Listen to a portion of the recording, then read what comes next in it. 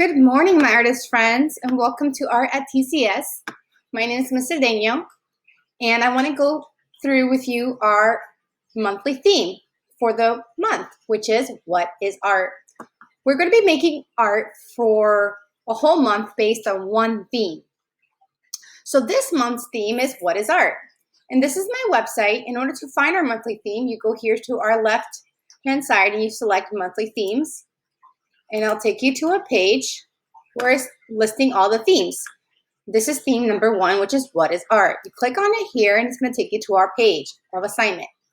What is art? Now this question is very big because understanding what art is has lots of different elements to understand it. But we're going to break it down. So how can understanding what art is help us create art?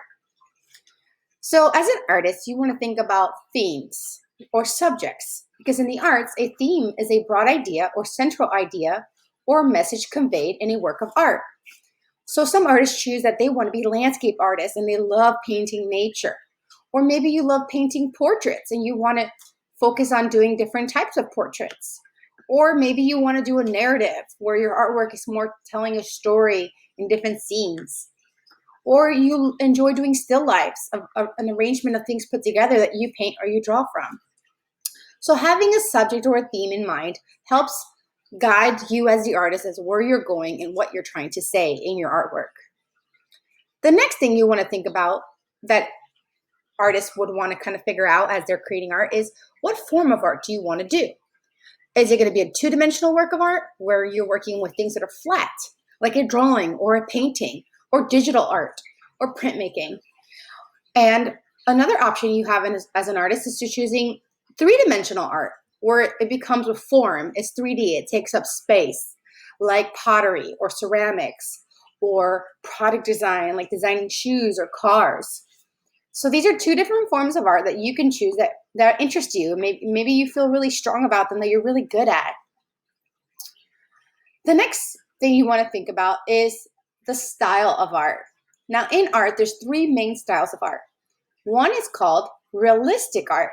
And if you see here, all of these examples of different types of art, different forms of art, from sculptures to paintings and drawings and photography, but they're all look realistic as if it was a photograph.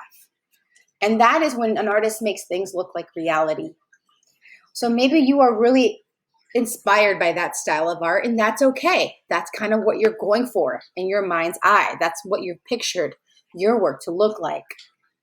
Another form or style of art is called abstract art. This is when an artist uses his or her imagination to change things on purpose. So you can still recognize it, but it's not super exactly like reality.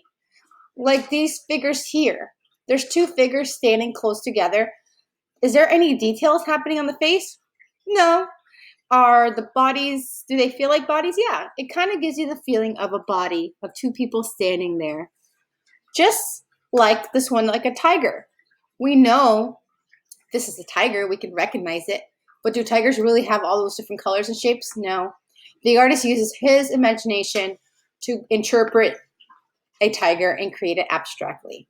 So some of you might be really interested in creating art that's abstract.